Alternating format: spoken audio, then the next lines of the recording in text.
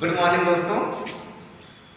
आज हम लोग चलते हैं इस नए टॉपिक पर जिसका नाम है वेव ऑप्टिक्स, तरंग प्रकाशिकी। तो तरंग प्रकाशिकी को पढ़ने से पहले बच्चों हमारे अभी तक के वैद्युत चुंबकीय तरंगों के सभी पार्ट सिखाने वाले YouTube नामक चैनल पर डल चुके हैं, जो कि उसमें हर एक अनुप्रस्थ स्थित क्या है, वैद्युत चुंबकीय तरंगे कितने प्रकार के होते हैं, इनके गुण क्या हैं, इनको कैसे प्राप्त किया जाएगा, इन सब का डिटेल में अध्ययन किया गया है। अब उसके आगे चलते हैं हम लोग तरंग प्रकाशिकी, जो कि हमारा क्लास 12 के फिजिक्स का पार्ट 2 में रे ऑप्टिक्स के बाद दूसरा आता है वेव ऑप्टिक्स। तो वेव ऑप्टिक्स को पढ़ने से पहले बच्चों हम लोग कुछ देख लेते हैं। इसमें हमारे महान वैज्ञानिक न्यूटन महोदय, तो न्यूटन महोदय ने प्रकाश को क्या बताया था कि प्रकाश जो होता है वो कणों के रूप में चलता है, यानी प्रकाश का डबल नेचर, एक कण का, एक क्या तरंग का। तो पहला तो न्यूटन महोदय के द्वारा किया गया, तो प्रकाश का नेचर जो था वो कण का था। तो प्रकाश कणों के रूप में सीधे चलती है, प्रकाश कणों के रूप में सीधी चलती है। और प्रकाश किससे? कणों से मिलकर बना है। तो न्यूटन महोदय ने बताया कि प्रकाश कणों से मिलकर बना है और प्रकाश जो है वो सीधी रेखा में चलती है। तो हम लोगों को पहले ही बताया गया है कि अगर कोई मोमबत्ती यहाँ जला दिया जाए, इससे रखा हुआ अगर सीट है, इस सीट को और यहाँ सीट को, ऐसे सीट को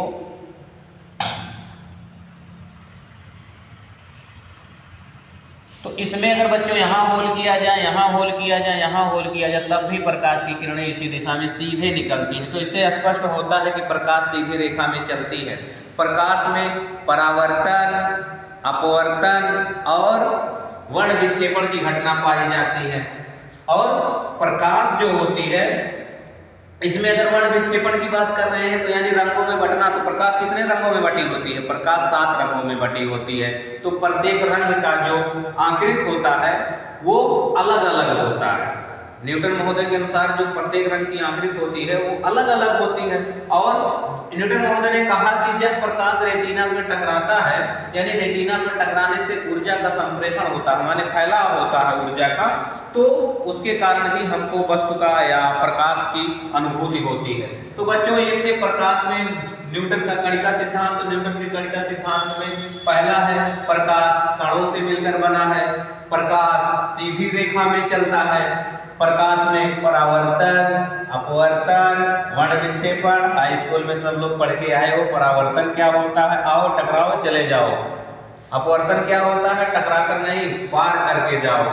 और वर्ण विक्षेपण क्या होता है? 7 रंगों में बंट जाना। और प्रकाश में कितने? 7 रंग होते हैं। तो वही वर्ण विक्षेपण की घटना, प्रकाश में 7 रंग होते हैं, अलग अलग रंग के कणों की आकृति अलग अलग होती है।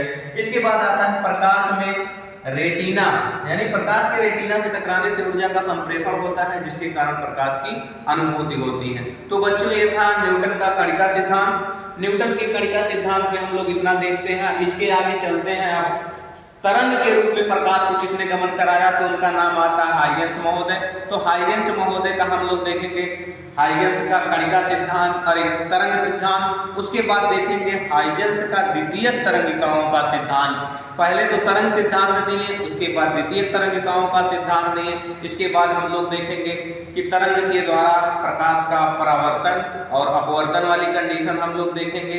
मिलते हैं थोड़े अगले वीडियो में, तब तक के लिए दीजिए इजाजत। जय